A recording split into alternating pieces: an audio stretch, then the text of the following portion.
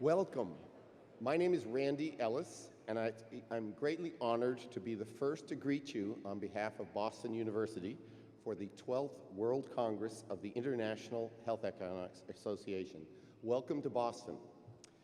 Some of you will know that I was not the person who expected to give the opening welcome speech here tonight, since Jim Burgess was the motivating force behind bringing the iHEA Congress to BU. Unfortunately, Jim passed away just 11 days ago after a long battle with cancer, Jim was a professor in the Department of Health Law, Policy, and Management in the School of Public Health at Boston University. He was also a friend and a colleague who many of you knew for his role as the treasurer of iHEA for 10 years. In addition to his teaching and research, he spent an enormous amount of time over the last 3 years as the chair of the local organizing committee, working on the logistics, funding, and planning for this Congress, despite his illness. We would not be holding this wonderful conference here at BU if it weren't for Jim's devoted attention. In honor of Jim, iHEA has arranged an extra session on Sunday, July 9th, which is tomorrow, at 6:15 in room HAR 208, where anyone is welcome to appear, and colleagues and former students will speak very briefly. Please know you could fit this in briefly before the other dinners and meetings you have, since everyone knows this is a busy time. But you will find more details about this session in the email broadcast that was sent to all iHEA members on Friday, and also in the iHEA 2017 app under the info booth section. As co-chair of the local organizing committee, it is now my pleasure to introduce two representatives from BU who will continue with their own welcoming thoughts. But before getting to that, I thought I would highlight a few things about Boston. It's not only an awesome city with a great history in politics, but there are also a lot of things that you might enjoy seeing in your spare time. We believe this will be the last rain you experience on your visit, but there's a saying in New England, if you don't like the weather, wait 20 minutes. When visitors come to Boston, the activity I always recommend the most to them is that they take the Boston Duck Tour. First of all, you won't necessarily get wet in that tour, and it gives you a glimpse of Boston neighborhoods and the historic buildings from the streets and a short spent in the Charles River. And the humorous guides will give you a flavor to the accents, smells, and sounds of Boston. If beaches are more attracting to you, then you could take the subway line north of Boston to the oldest public beach in Revere. Don't expect this to be the endless empty beaches of Australia, but rather it's a lively 1-mile beach chock full of residents and tourists from around the world. For shopping, Newbury Street is the obvious place near Copley. I don't need to say any more. For a nighttime view of the city, which I do recommend, I recommend a visit to the top of the Hub, which is on the top of the nearest tall building, which is called the Prudential Tower.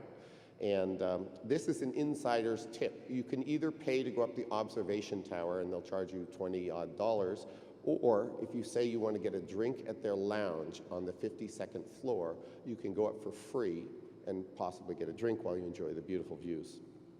And finally, just around the corner from the Questrom School of Business, which is the main conference site, during one of the breaks or for lunch, you could take your snack or beverage and walk over to the Charles River Esplanade.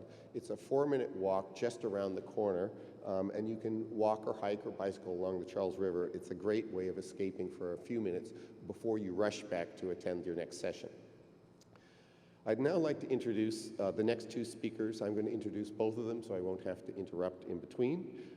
Speaking after me will be the School of Public Health Dean and Robert A. Knox Professor, Sandro Galea, a physician and an epidemiologist whose previous academic and leadership positions were at the Columbia University Mailman School of Public Health, the University of Michigan, and the New York Academy of Medicine.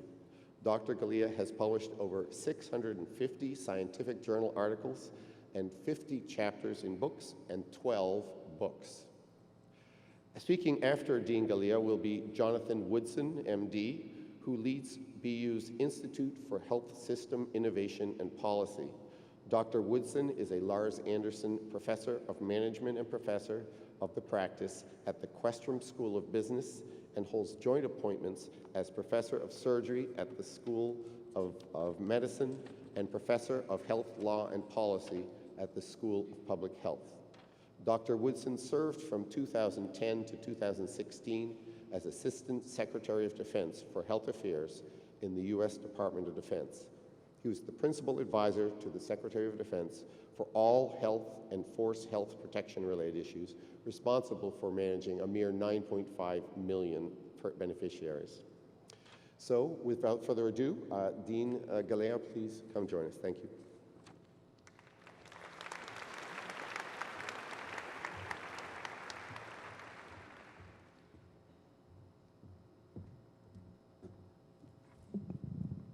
Thank you, Professor Ellis, and good evening, everybody. I'm Sandro Galea, as you heard. It's my privilege to serve as Dean of the Boston University School of Public Health, and it's my pleasure today to welcome you all on behalf of our school to Boston for the 2017 World Congress.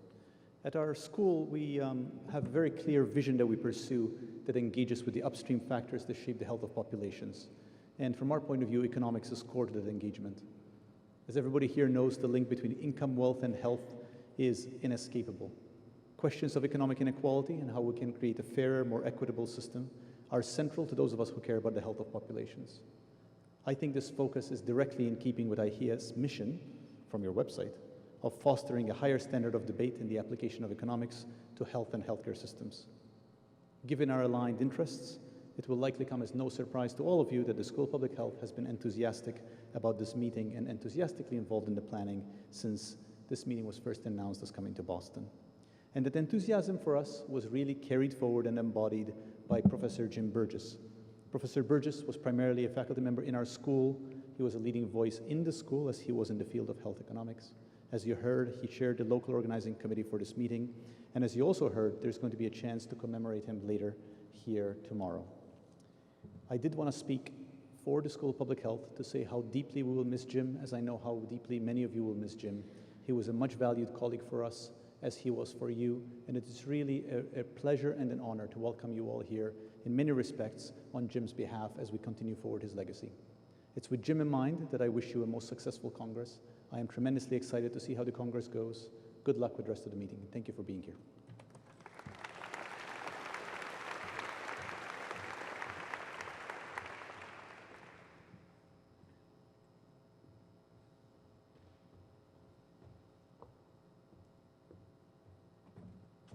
Well, good evening, and I too want to extend my hearty welcome to all of you here to Boston and Boston University. On behalf of Ken Friedman, Dean of the Questrom School of Business, I want to extend to all of you, especially our international guests, a warm welcome to the Boston University campus, Questrom School of Business, and the city of Boston. You know, BU sits in an extremely active part of town, and I hope that all of you will find some time to enjoy the Boston University campus and all that Boston has to offer. And Randy has already indicated a number of events that are very close by. Boston University has committed itself to driving innovation in healthcare by the establishment of a university-wide Institute for Health System Innovation and Policy, and I have been honored to serve as the inaugural director. The mission of the Institute is to transform health and healthcare delivery in the United States and globally through interdisciplinary research which creates value and impact for society. We are dedicated to creating healthcare systems that are safe, effective, efficient, equitable, and connected, and high-performing. The work of the Institute is comprehensive and involves work in domains of technology development and transfer, health systems design, strategic healthcare leadership, digital health, and progressive health policy. BU and Questrom is very pleased to host this meeting of the 12th World Congress of iHEA, and I want to acknowledge the quality of the academic offerings at this meeting. The program committee has apparently done a superb job. I have read through extensively the offerings for this Congress. I had an opportunity to sit in on the pre-conference panel sessions yesterday on the Affordable Care Act, a source of hot debate in our country at this time. The panels were excellent in framing the economic impact from the individual to broader societal implications and offer possible solutions. I was very much impressed. As health economists, you offer a lot to addressing the challenges in the development of smart policies to transform health and healthcare and create sustainable health systems around the world in service to humanity. Herophilus, a physician to Alexander the Great, was reported to have said, "When health is absent, wisdom cannot reveal itself, art cannot manifest, strength cannot fight, wealth becomes useless, and intelligence cannot be applied." Establishing economically sustainable health systems that promote, restore, and optimize health is one of the most important functions of society and government, and it pays dividends in producing the essential foundations for individuals and societies to be stable, make progress, and prosper. This meeting offers the opportunity to share important information from across the globe and create those solutions. And so your theme is very relevant: revolutions in the economics of health systems. As we move forward to meet our mission to improve healthcare and health systems, developing metrics, models, analytic tools, and instruments to drive health systems to more optimal state of function and efficiency is an extraordinarily important task. It is essential work to better assist and define investments that will maximize the return for societies. So again, I welcome you here to Boston University, and I wish you a successful conference here in Boston and look forward to learning from you over the next several days. Thank you.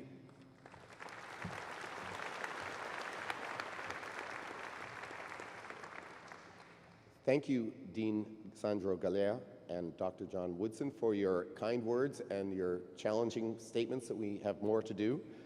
This has been an exciting Congress so far, and I look forward to another 3 great days. This Congress would not have happened without the massive effort of many people. In my role as co-chair of the local organizing committee, I want to thank first the entire staff of iHEA for their extraordinary support for this conference under the leadership of Di McIntyre, the executive director of iHEA since January of 2016, who's worked tirelessly and through all time zones on the clock to make this conference a big success. I'd also particularly like to thank Lisa Koppelman, a project director in the BU School of Public Health, who's been the key point person to coordinate the endless details of this event. She's been wonderful to work with. Also key was the BU event planning team led by Samantha Levine and Michael Carolante, who coordinated the catering, the space, the computers, the video microphones, and the live streaming throughout the conference. Please give a brief round of applause for this core group.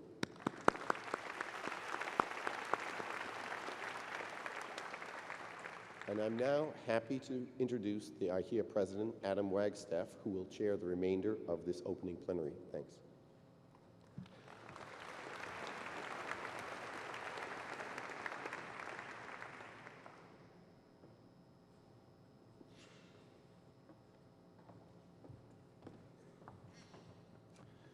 Thank you, Randy, and thank you, Dr. Galea and Dr. Woodson. On behalf of iHEA, I would like to thank Boston University for hosting the 2017 iHEA Biennial World Congress. We're here to debate revolutions in the economics of health systems, and what better place to do that than revolutionary Boston. I'd like to say a big thank you to the local organizing committee for their hard work in preparing this conference. And I'd like to flag a local organizing committee innovation, namely the mentoring lunch, and thank Sally Stearns for organizing it. The lunch is tomorrow, 1:15 in the George Sherman Union Metcalf Lounge. I gather that's halfway between where we started today and where we are now. I'd like to thank Randy in particular for taking over the reins of the local organizing committee after Jim's passing. And I'd like to record our thanks to Jim for all his work towards Boston 2017, which he continued despite his illness, and for all his service to iHEA over more than 10 years. Jim, you're in our thoughts, and you will be missed. As iHEA president, I'd also like to thank the staff and volunteers of iHEA, without whose efforts we wouldn't be about to enjoy such a great Congress. Di McIntyre, our ED since January 2016, has, as Randy just said, worked tirelessly around the clock, and we all owe her a huge debt of thanks. I'd also like to thank our new association management team, Managing Matters, who has been working with iHEA for 1 year now. They manage all the back office jobs, the website, membership registration, submissions, the app, and so on. So you will see some of them, Claire, Dila, Sarah, and Sandy, around the place, so do say hello to them. We share Managing Matters with lots of other professional associations, so we share the overheads, which allows us to reduce our overhead costs quite considerably. iHEA's success, though, depends a lot on its volunteers, and on behalf of iHEA, I'd like to single out and say a big thank you to some of them. This year, the board dramatically beefed up the iHEA Scientific Committee, the body that decides and builds the Congress program. I'd like to thank all members of that committee who put in an enormous amount of work, but I'd especially like to thank Denzel Fiebig, who worked extremely long hours on this job. This year, we asked the committee not just to react to submissions, but to be proactive in soliciting sessions that showcase cutting-edge work on key topics. These sessions are called special organized sessions. You can search for them in your app, and they are all in room HAR 105. So if you want to get up to speed on the latest in particular topics in health economics, make for room HAR 105 at least once during the Congress. Finally, I want to say thank you to two more people before introducing our first plenary speaker. I'd like to thank Bruce Hollingsworth for setting up the Student Paper Award and chairing the committee. Bruce will present the awards after our first plenary talk today, and you can hear the prize-winning papers in the Student Prize-Winning Papers session on Monday, 11:45 in HAR 105. That's the big room. I'd also like to thank Chris Room for chairing the Arrow Award Committee. Chris will present the Arrow Award in the last plenary session on Tuesday. Would you please give a big round of applause to the local organizing committee, the iHEA staff, and all the iHEA volunteers.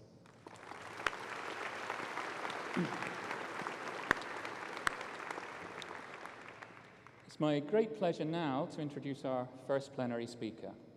Carol Proper is Professor of Economics at Imperial College Business School in London. In 2010, the Queen of England awarded Carol a CBE, which, for those of you who don't know what that is the Commander of the Order of the British Empire. Slight nostalgia there, I think.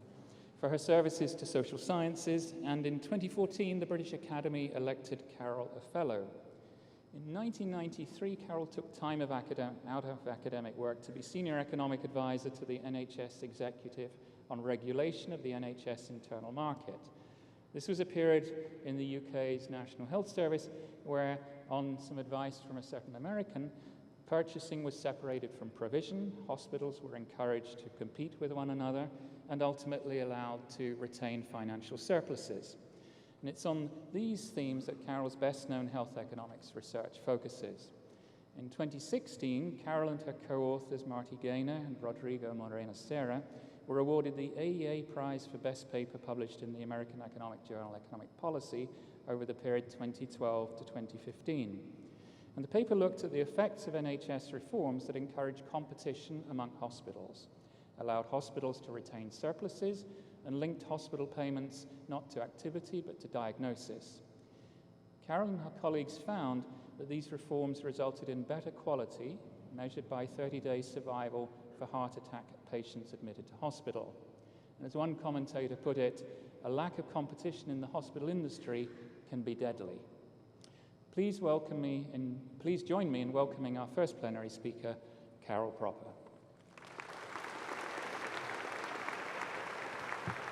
I'm going to sit down there so I can see what Carol's showing up there, and I can also give her a 5-minute warning, which I wouldn't be able to do if I was behind her. So, Carol, the floor is yours. Thank you, Adam, and I'm honored to be the first plenary speaker, and I'd like to thank iHEA and the Scientific Committee for their interest, I guess, in this kind of work and having me talk. I'm aware that I'm not very tall, so I apologize for people that can't see me at all, but I do exist.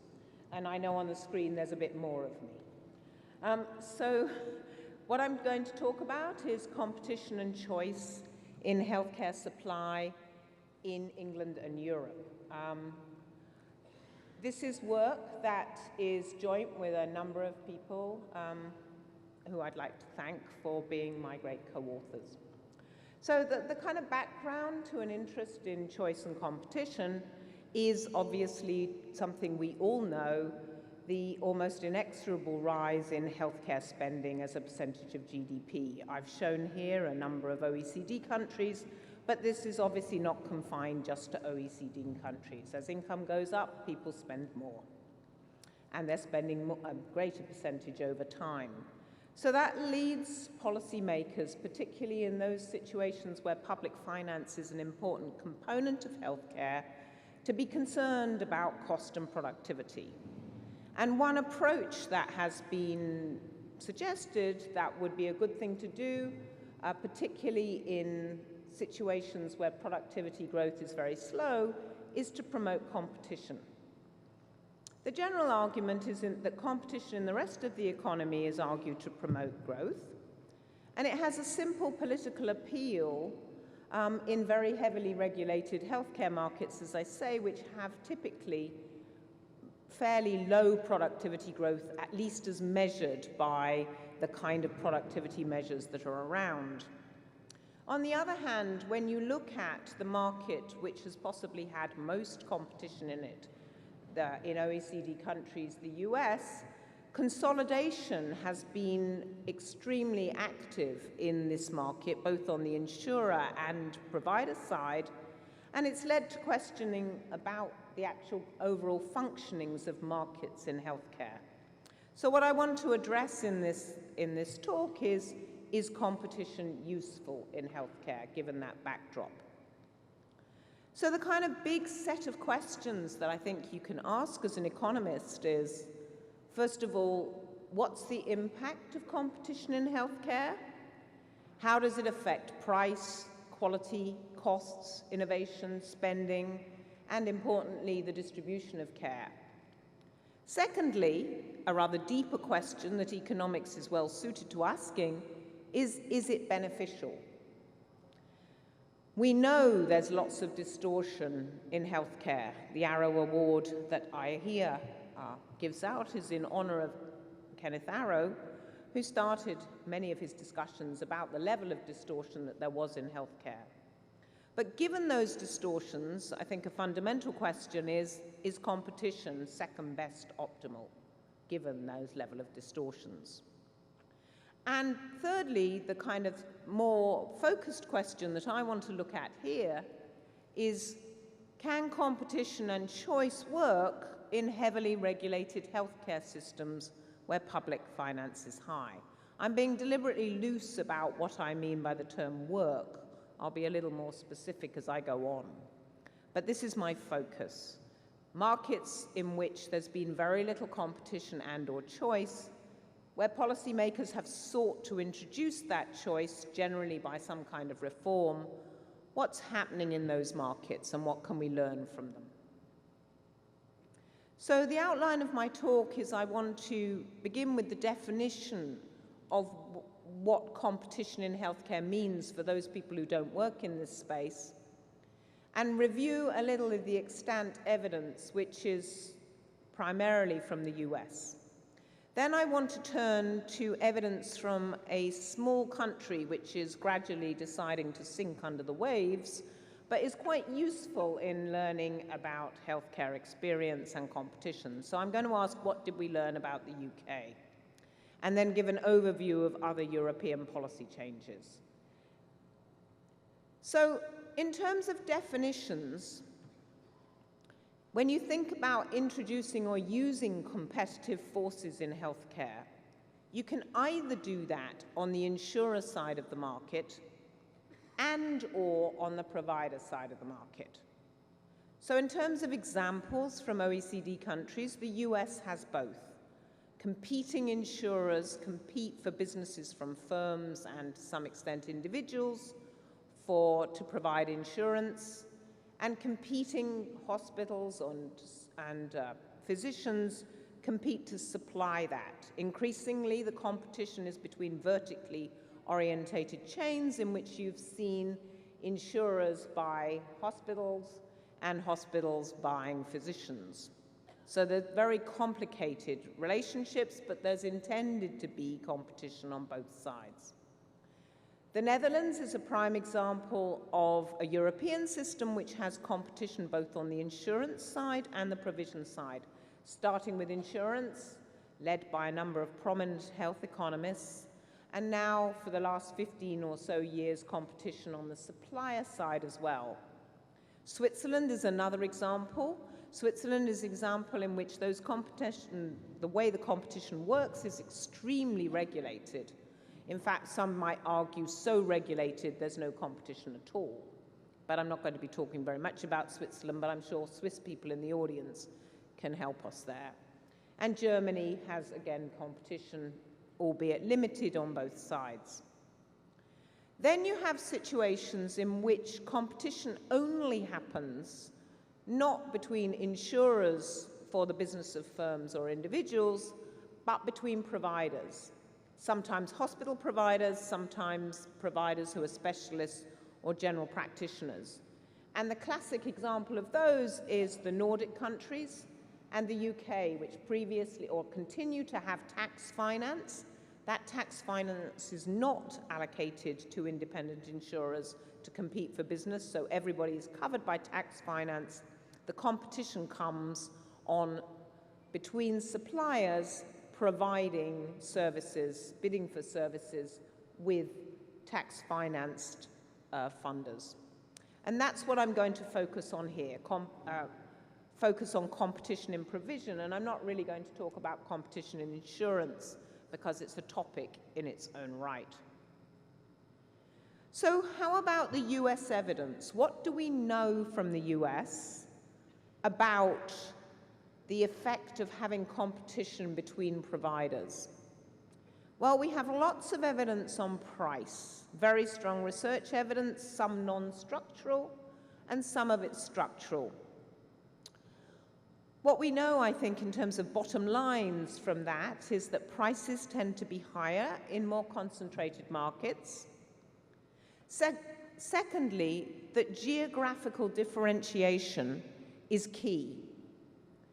Competition tends to be local, and geographic markets generally small. The third thing that I think we know is that mergers can cause substantial price increases, and related to that, there is really no difference between the behavior of not-for-profits and for-profits. In terms of quality, there's again quite a lot of evidence. Most of that is actually from fairly non-structural, reduced form type studies. And I think the bottom line from that again is that quality is higher in less concentrated markets where you have administered prices. For example, the seminal work by Kessler and McClellan looking at Medicaid patients. I think it's less clear when price is market determined, and it's also less clear when you have a large range of types of insurers on the insurance side of the market. In terms of efficiencies, again for the US, there's a reasonable amount of evidence. We know that scale economies are exhausted at relatively moderate scale, that outcomes, that volume does seem to cause better outcomes as well as be associated with it, particularly for high-tech services. And there's finally little evidence, though, that mergers tend to lead to lower costs or better outcomes. So against that backdrop of what we know from a very different system, but a system in which there's a lot of competition, what do we know about European supply-side reforms? So the nature of European supply-side reforms is, as they say, they tend to be introduced into systems which were highly regulated, in which there was generally limited choice by individuals of their, certainly, hospital care providers. Some systems have more, some systems have less, and in which generally there was a lot of central control. So the key components when you're doing reforms to this kind of system are, the key components are, first of all, decentralization of decision-making. So decentralization perhaps from central government to local government, or decentralization from local government to specific organizations charged with the delivery of services. The second component is a promotion of competition between suppliers, which may or may not allow extending patient choice. So in some cases, patient choice has a role in the system. In other cases, it's simply that patients are covered by some insurer or some local administrative body, and they contract directly with competing suppliers. So patient choice may or may not be part of the mechanism by which competition is encouraged. It depends on the design. Finally, in order to get these systems to work, in order to bring about these changes, these are accompanied by changes in payments and incentives for providers. So in order to get competition to work, you have to change the way that providers are rewarded. Now, all of those three big components are present in the kind of reforms that you see in European healthcare systems, reforms intended to promote competition, but each system tends to vary in how much emphasis they put on these components. But I would argue that you need all three components to make the system work. You've got to have some kind of decentralization from a central level in terms of delivery of services. You've obviously got to have the promotion of competition between suppliers, and I think it's helped by extending patient choice, though they're not the same thing. And you definitely need to change the payments and incentives for providers to compete. If you don't do all of those things in some measure or another, I think that means that your design architecture is not going to bring about what you'd like it to bring about. So now, having kind of outlined what these things look like and what the extent evidence is, I want to talk specifically, as I say, about evidence from a small island. So the UK, this is UK evidence. So the UK had two large experiments in promoting supply-side competition. The first was in the 1990s, where essentially the UK separated out its insurance function, which was tax-financed, and basically was money given from central taxation to local bodies on some resource allocation formula. That was separated out from the provision of hospital services, which previously had been run by those local bodies. And there was selective contracting on price and volume. In 1997 to 2003, the incoming Labour administration felt that this kind of system, in their view, was inequitable, though not on much evidence, it has to be said, and they abolished the idea that hospitals should compete, but they kept the split between insurer and hospital. And in 2006, due to pretty poor productivity, or at least measured productivity in the sector, they put forward a new set of pro-competition policies. And these had, I'd say, 4 key elements. First of all, the freedom for patients to choose the hospital in which they first saw a specialist. And then when you first see a specialist, you generally have care in that hospital in the UK system. That freedom was initially rolled out that a patient who could choose up to 5 hospitals. By 2008, that was any hospital they wanted to, and unusually that's actually enshrined in law.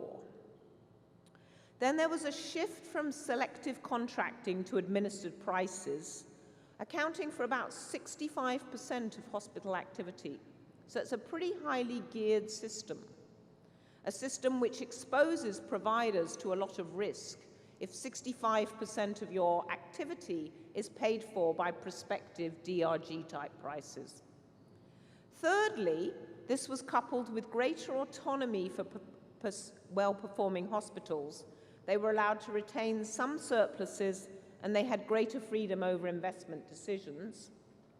And finally, in order to encourage competition, private providers were encouraged to enter the market to expand publicly provided provision. So for the first time, or in a large scale, private providers were encouraged to enter to provide services to NHS-funded patients. So that's the kind of backdrop. The question I want to address is what happened. First of all, did the reforms change behavior and market structure? And secondly, if they did this have any effect on outcomes or processes or productivity or equity, the kind of things that we as economists care about? So clearly, if the reforms did not change behavior and market structure, any time series changes we see in outcomes, processes, or equity cannot be attributed to the reforms. So the first question, as I say, is what happened? So I want to start with choice and behavior and market structure. So in terms of patient knowledge that they had choice, within about 2 years of the reform, about 50% of patients recalled being offered choice, which I think isn't bad going in the sense that a large number of patients who go and see their general practitioners are elderly, many of whom have chronic conditions and probably neither want to change provider or are able to change providers. But it was also clear that some general practitioners, who are the gatekeepers in the UK system to hospital care, believed that their patients either did not want or need choice. So I think 50%, when you think about these markets, you don't need everybody making choices, but you need essentially the marginal person to be doing that. Secondly, you want patients to be choosing on the basis of something that's salient. And you want patients to be choosing on the basis of quality. It's long been argued in the UK and some other European systems that patients can't recognize quality if they see it. Interestingly, actually most of the structural work that I'm going to talk about suggests that patients or their agents do choose on the basis of quality, as well as important things like distance, these are local markets, and waiting times. And secondly, that this had an impact on hospital behavior. So, pre-reform, patient choice was severely constrained. Some work that Martin Gaynor and Stefan Seeler and I have done showed that, on average, patients only had one hospital in their choice set before the reforms. After the reforms, this increased to about 1.6. for even something as high-tech as coronary artery bypass surgery. So it's clear that patient choice moved from being severely constrained to being greater. Post-reform, patients responded to quality and to distance, and some work finds bigger response for sicker patients and no difference by income, which is important given that a lot of people who don't like these kind of reforms argue against them on equity grounds. Thirdly, patient choice appeared to have significant impact on hospitals' market shares in that better hospitals attracted more patients post-reform, and hospitals which had greater increases in their quality elasticity also had larger decreases in their quality. So I want to show you a picture of the change in market structure. For those economists of you that used to working in the IO space, this is a picture of the distribution of market concentration to this side of the picture is the most concentrated markets. The dotted line is the pre-reform distribution of concentration.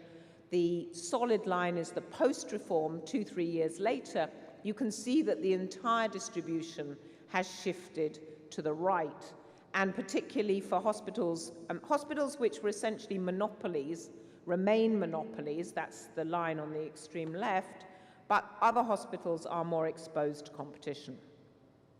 So Having tried to persuade you that there were changes that happened that are behavioral changes, I want to ask, what's the impact on quality and outcomes? I want to say that most of the evidence here is not from structural models. An awful lot of it is from reduced form models, where essentially you're comparing before and after with some relevant control group. There's probably most evidence around quality. There are 2 studies that show that mortality rates fell, and fell by more, where hospitals were more exposed to potential competition. We also find that heart surgery, hospitals with higher quality elasticities has higher falls in mortality. There's one study for AMI deaths which suggests that perhaps the gains were actually predating the policy, but that's not clear. There are other measures of patient benefits, such as patient-reported outcome measures for elective surgery, which show no gains, but also no losses in terms of quality. So there are no clear and/or positive effects. In terms of productivity, we have much less evidence. What we do know is that the length of stay fell where hospitals were potentially exposed to more competition, and there's no evidence of greater expenditure in those hospitals. So if you take a very crude measure of productivity, length of stay, you can say that in terms of wanting shorter lengths of stay, productivity rose. But it's a pretty crude measure and very simple one. In terms of other outcomes, as I say, one of the main criticisms of these policies is that they will increase inequality or decrease access for less advantaged individuals.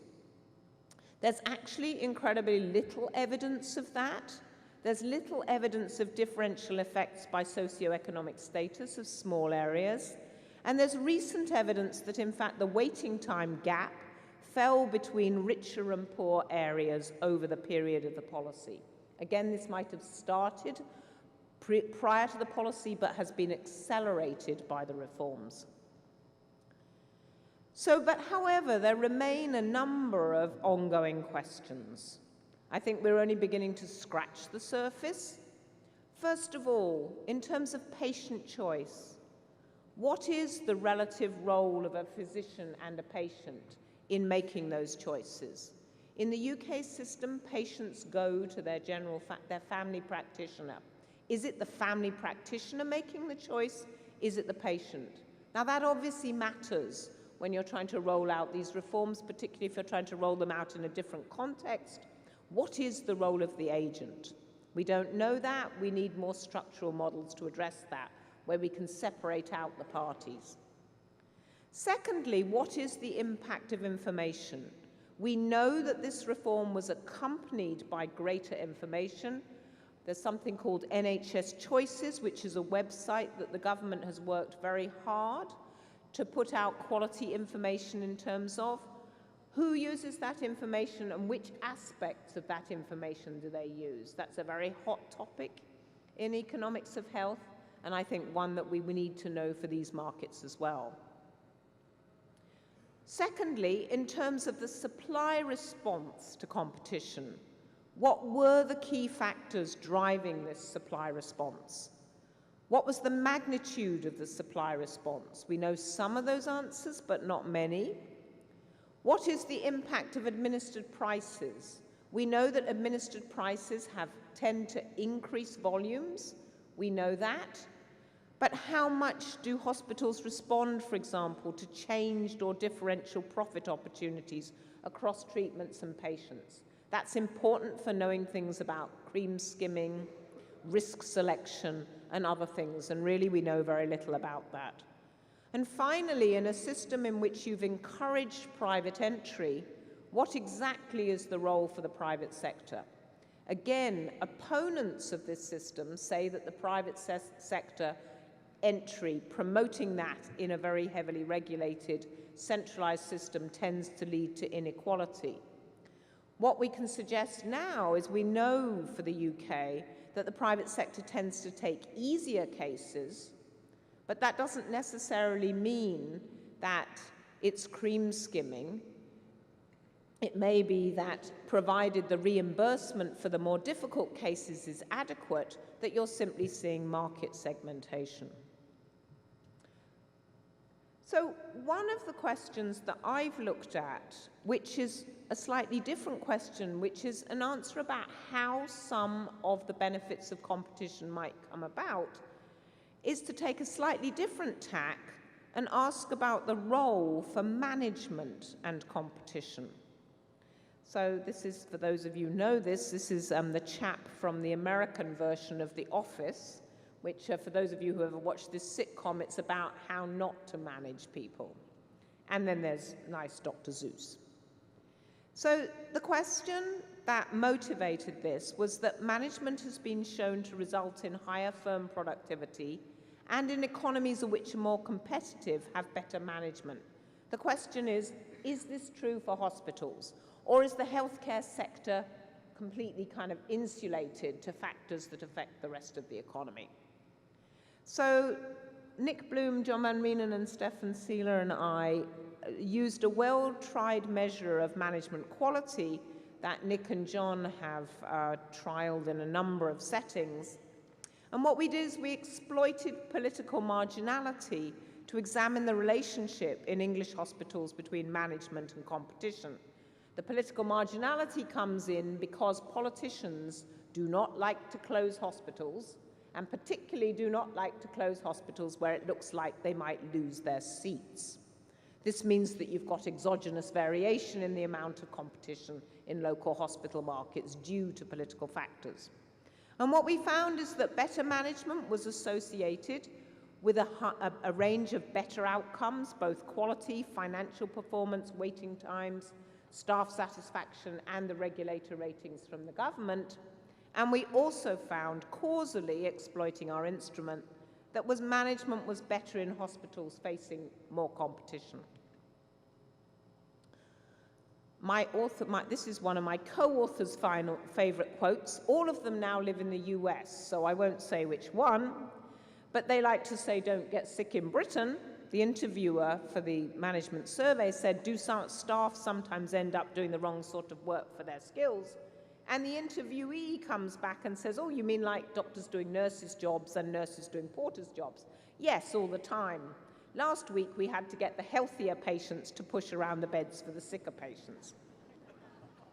I have to say that I think that's slightly unfair. You should hear the responses from some of the Indian surveys. And probably the American surveys as well. Okay, the final bit I want to talk about is a little bit about the opposite of competition, consolidation. There's a big drive, since we know that volume is associated with better outcomes, particularly for high-tech activity. There's a big drive that says, in these centrally regulated systems, you shouldn't be promoting competition between relatively small hospitals. You should be consolidating. You should be taking advantage of these economies of scale. Now, in fact, that's a bit that the relatively small hospitals is actually not a feature of certainly the UK landscape, because relatively small hospitals have been eliminated a long time ago. So Marty Gaynor, Mauro Laudicella and I asked the question, what evidence can we learn from the period in which the Blair government did a lot of consolidation between 1997 and 2003? The US evidence on consolidation is that consolidations raise prices, have mixed impact on quality, and reduce costs only slightly. And we wanted to ask, is it the same in a public system? What was the impact of a wide, between 1997 and 2003, the median number of hospitals in a market went from 7 to 5. Essentially, 1 in 2 UK hospitals was involved in some kind of merger or consolidation. So it provides a lovely natural experiment. We found that consolidations resulted in lower growth of admissions and fewer growth in staff numbers, but no increase in the productivity. So essentially what consolidations did was limit the number of activities in the hospital by simply reducing the number of beds. There were no reductions in deficits and no improvements in clinical quality. So the summary was that if you want to shrink your secondary care sector, which you may want to do in some systems, you can do it this way, but it's a very costly way to bring about with few visible gains other than that reduction in capacity. So what do we know from the UK experiments? I think the impact of the reforms appears to be positive. Patients and hospitals, both the suppliers and the users, appear to have responded. Better hospitals attracted more patients.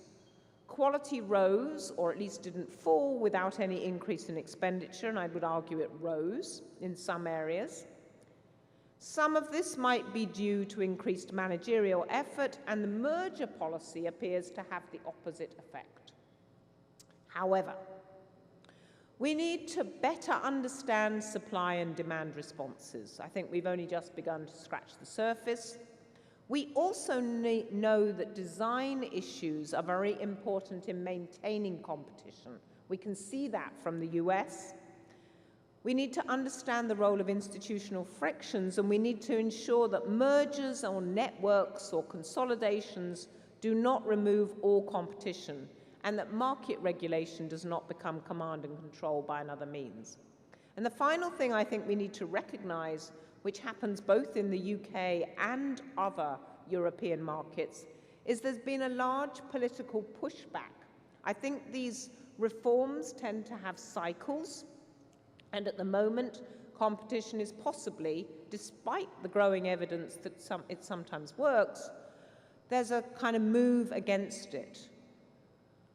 Competition between public hospitals is seen in the UK as privatization, which is anathema to the UK population, and choice is seen as a luxury in tough financial times. So I want briefly to talk now about the evidence from other European countries, and I'm going to apologize that I'm probably not going to do justice in the short time I have to these countries, but I just wanted to highlight three. The first is the Netherlands, which I think is a shining example of how to do healthcare reform, and indeed was used as an example to support Obamacare. Since 2006, the Netherlands has introduced policies to strengthen provider competition. They already had insurer competition, and insurers negotiate with providers on price, so selective contracting is the name of the game, with the growth of networks also seen. I think the evidence for the Netherlands is actually less than for the UK. In primary care, there's some evidence that patient choice reflects quality. In hospital care, volume has increased very strongly. In terms of price, there's some evidence that hospitals' market shares are positively associated with a price-cost margin, and prices, however, do not tend to be associated with quality. But what you see most strongly, I think, in the Netherlands market is a large amount of consolidation on both the insurer and the hospital side. So that's, I think, the most dominant feature for me of the Netherlands landscape. And that, in fact, is very similar to what you're also seeing with Germany, that's trying the same kind of reforms to a social insurance model, so the same kind of model. The Germans are also trying this perhaps 20 years later. So from the 1990s, Germany introduced a limited number of competitive elements into their public healthcare system. The sickness funds were given some freedom to sign selective contracts with providers, and competition between ambulatory care providers and hospitals was introduced for certain diseases and services. The first, I think, primary impact of that, again, has been a wave of hospital mergers. So you've seen 182 mergers in the German system. Now, I'd argue that some of that is warranted by the small size of these organizations. But it's also been an increasing trend. Secondly, there's some evidence that selective contracting has improved quality, particularly in ambulatory care. There's been short-run cost increases, but few studies have been able to evaluate the effects on both outcomes and costs with good data. The third country I'd like to look at is Norway, which in its system is an example of a Nordic system that's very close to the UK-type system. Norway has had several reforms in the last two decades, to introduce the potential for competition both at primary and secondary care level. They basically have patient choice and, again, activity-based funding. In terms of choice, there's quite a bit of evidence from the GP sector that patients do exercise choice and quality may rise as a result of this. The evidence for secondary care is much weaker and inconclusive. That may or may not be due to the incentives in the system being less sharp than those in the UK. So, in conclusion, European countries are experimenting with increased role for market signals. There is, however, relatively little empirical evidence on prices and quality, mainly because of the lack of data, and there is a large amount of merger activity. I think the second take-home is that the exact design parameters matter a lot. I think we all know that in healthcare. It's difficult. You have to worry about getting your incentives lined up. You also have to probably do these things gradually over time, so you as a government putting in these kind of systems can learn what works and what doesn't work. And the regulatory authorities clearly need to prevent markets becoming monopolies. The Netherlands health authority responsible for competition has blocked only 1 out of 29 mergers, but the one is the more recent, suggesting perhaps a change in policy. So what I want to conclude with is to encourage people in the audience, to encourage yourselves and your students to get interested in this topic. Supply-side issues in healthcare are going to be the primary focus of policy attention in wealthy developed nations. Cost sharing is not something that most European systems want to experiment very much with. Maybe at the margin, but the strong equity goals in European systems mean that a lot of patient cost sharing is not going to be one way we go. So supply-side issues are going to be very important, and the interaction between supplier and demand are important. And there are lots of really nice policy issues in healthcare competition for economists to get their teeth into. There are many unanswered questions and interesting research topics. I tried to outline a few of them. There's increasing amounts of rich data, and there's the opportunity, which I think many of us in this room would welcome, to help policymakers.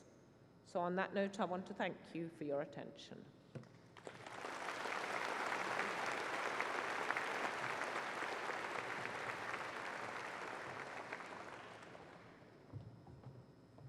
Thank you so much, Carol. It was a fantastic tour de force, a tour of a fascinating literature, and a literature I know is going to become, as you say, more and more important.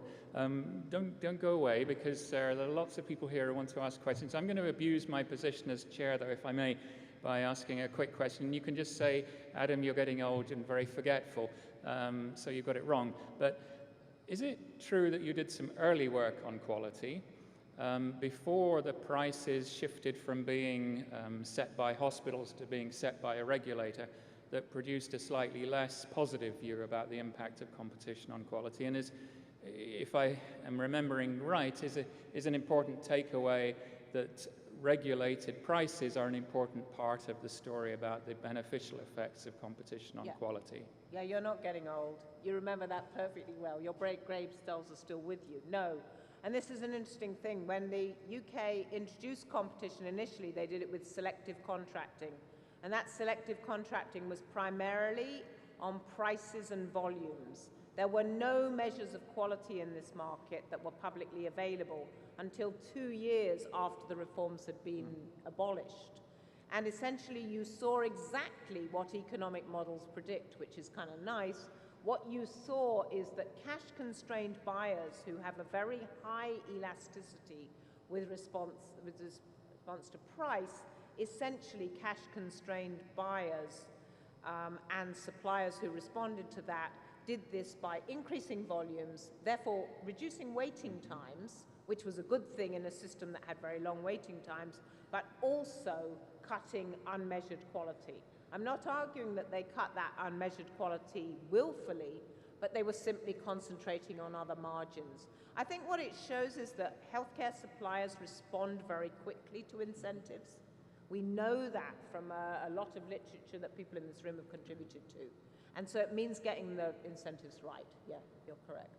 Super, thank you. So we have a few minutes for questions. Please head to a mic if you'd like to ask a question and perhaps say who you are. Don't be shy.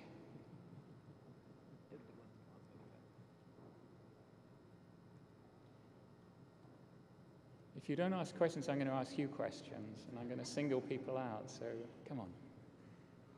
Thank you. Hi, Steve Mennemeyer, University of Alabama at Birmingham.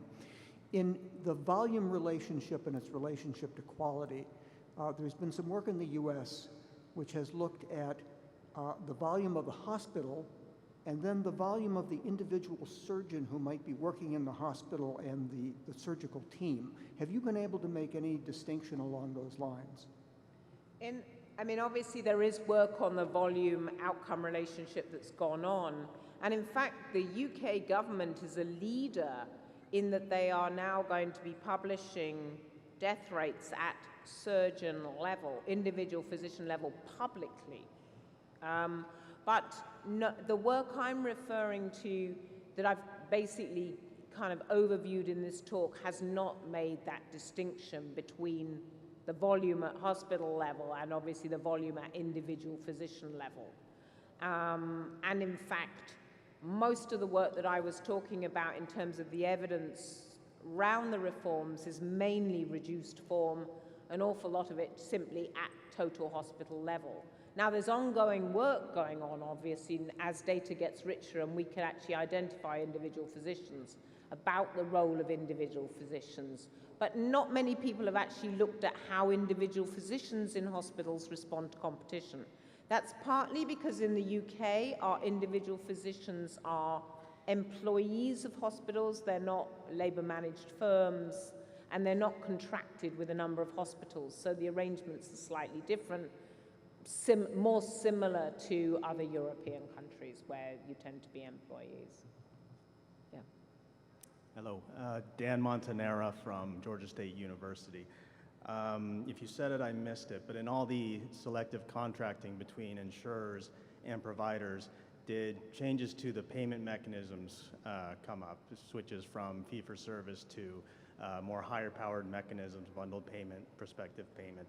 And if there were changes towards this more high-powered mechanisms, I know you said there wasn't a lot of evidence for cream skimming or adverse selection, but should we be worried about it? Should we be looking into it? Okay. So there were two periods, which is what Adam and I were talking about competition in the UK. The first period, which I didn't talk very much about, had unregulated prices. The second is all under a DRG, HRG, what we call HRG type system. So there are administered prices. The issue, however, of cream skimming does come up particularly in the encouragement of private providers as providers of NHS-funded care for elective procedures such as hips, knees, and cataracts. Because the administered prices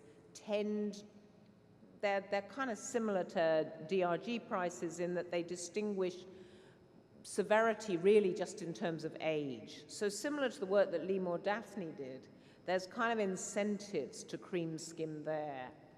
We really don't know, I think, is the answer. There's certainly evidence from patient-reported outcome measures that value added, the difference between the patient before and the patient after, is the same in public providers and private providers, but the private providers' level is higher. So they take the better patients and they deliver about the same gain. But that's not the same question as exactly what's happening with adverse selection. And I think adverse selection is actually one of the big issues that we need to be looking at. There's another kind of related issue, which is it may be that as you've expanded provision, you get an issue whereby people who are less sick then get treated. Now, that's a good thing if you've got waiting lists, but there is a question about how far you should be moving down that distribution, a kind of welfare question that, again, I think we just don't know the answer to. These are very kind of the tools of economics could help us there, but we need to be using more structural models to be asking that. I'm Donald Shepard from Brandeis University. Had a question based here in Boston, where Massachusetts, on your work on consolidation, Massachusetts General Hospital is part of the largest system, the Partners Healthcare System, and recently the press was reported it was thinking about acquiring the Mass Eye and Ear Infirmary, another piece of consolidation. And I'm wondering whether there's some way of gearing consolidation so it works in high-tech services where you said it's beneficial, but not more generally where it may raise prices and be adverse. Yeah, I think you raise a really interesting question. In the UK context, that distinction hasn't been made very much by policymakers, so essentially you get physicians who, although they don't own hospitals, are obviously the most dominant group, especially as NHS managers can lose their jobs very quickly. Physicians have jobs for life in the UK system.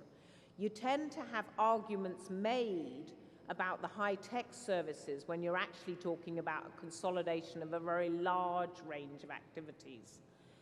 And that distinction and how you do that. So there has been a move towards networks, and some of the work that I'm currently doing with people in the room here is about the role of networks and competition in laparoscopic surgery and trying to understand how hospital networks may increase volumes and may increase appropriate flows around the system whilst maintaining competition. So I think, again, that's kind of very much an unanswered question in the UK context, where it tends to be the doctors simply lobby for bigger hospitals. Of course, against them is the local population and their MPs who don't want this happening at all unless they happen to be in a safe seat, in which case they say, let's have some battle about something else other than a hospital. Thank you. Super. Thanks so much, Carol. I think we're going to cut the questions short here because I think the non-Americans in the room are freezing. I see a lot of Europeans and others shivering and wanting blankets. So thank you so much for a wonderful presentation, and please join me in thanking Carol.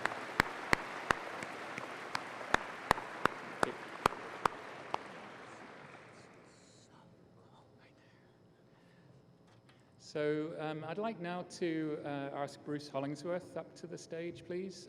I mentioned earlier that Bruce initiated the Student Award and got it going, and kindly chaired the committee that decided who was going to get the student prizes. So I'm going to hand it over to Bruce.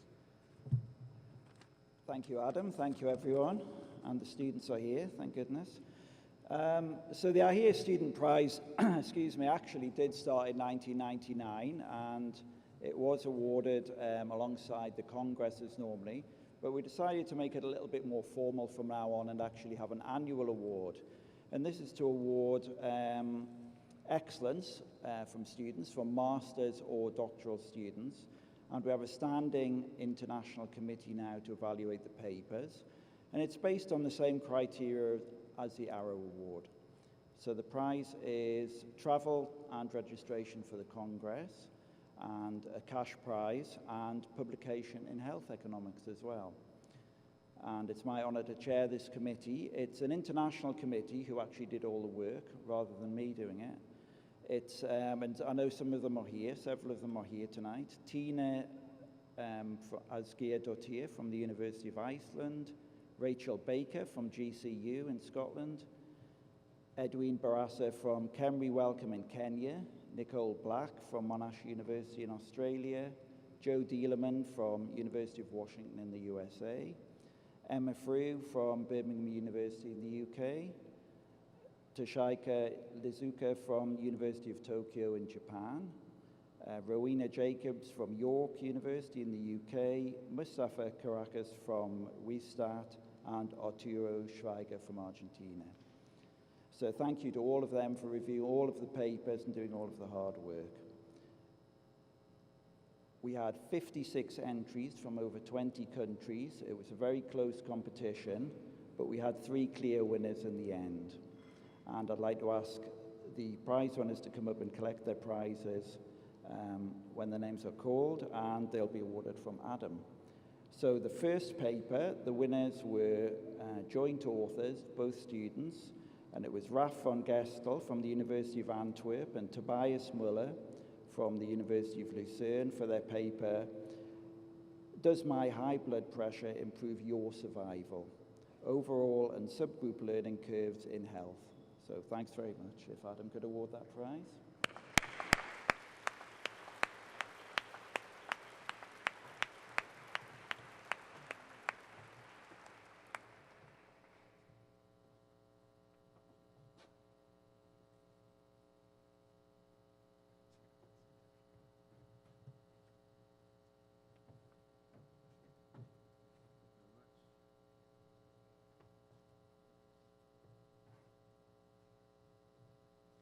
Okay, thank you.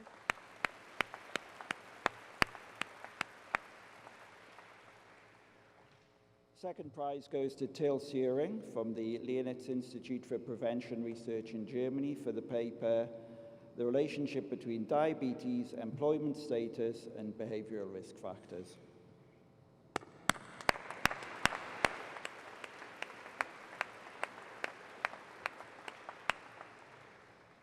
There's a third paper as well for Miriam Soto from Alto Deba Integrated Healthcare Organization in Spain. Miriam can't be here tonight, but Miriam is watching on the live stream. So we are allowed to congratulate her for her paper incorporating budget impact analysis in the implementation of complex interventions. So well done, Miriam.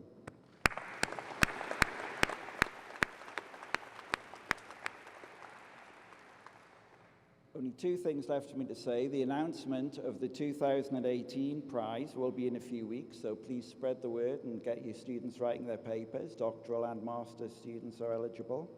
And just to reinforce what Adam said earlier, the prize papers are being presented on Monday at 11:45 in HAR 105. So please do come along and support the students. And congratulations again. Thank you.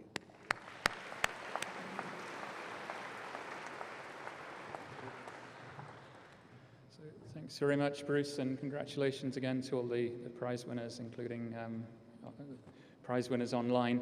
I'd like now to hand the floor over to our new executive director, but I'd also like you to give her a huge round of applause to Di McIntyre, who's worked really, really hard for this Congress and is taking iHEA to new heights. A big round of applause for Di.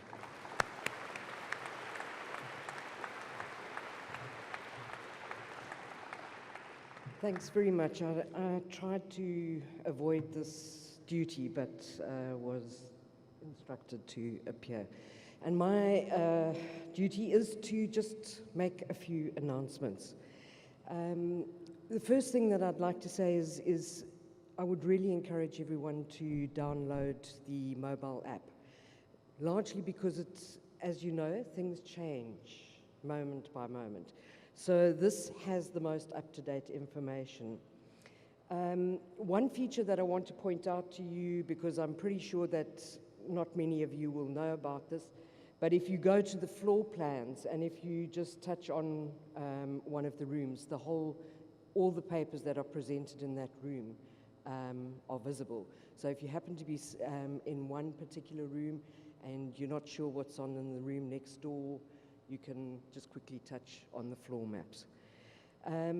The other thing was that I wanted to mention about the mobile app was there is a rating feature where you can rate the session and the paper that you are in, and that just provides us with incredibly useful feedback for future congresses to see which sessions are particularly highly rated, etc.